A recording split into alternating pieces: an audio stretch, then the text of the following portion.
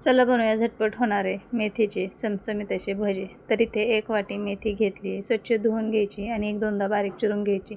Marvel तेवढं त्यामध्ये बेसन पीठ टाकायचं, 2 चमचे तांदळाचं पीठ टाकायचं, हळद टाकायची, 3-4 हिरव्या मिरच्या, लसूण पाकळ्या आणि थोडा अद्रकचा तुकडा जाडसर कुटून टाकायचा. नंतर त्यामध्ये 2 चमचे रवा टाकायचा, पाव चमचा ओवा चोळून टाकायचा, मोठा 1 कांदा उभा चिरून टाकायचा, पाव चमचा धना पावडर, लाल मिरची पावडर, चवीनुसार मीठ टाकायचं आणि अगोदर हाताने चांगलं चोळून घ्यायचं. नंतर 2 ते 3 चमच्यामध्ये पाणी टाकायचं आणि रसरशीत असं भज्याचं हे मिश्रण बनवून घ्यायचं.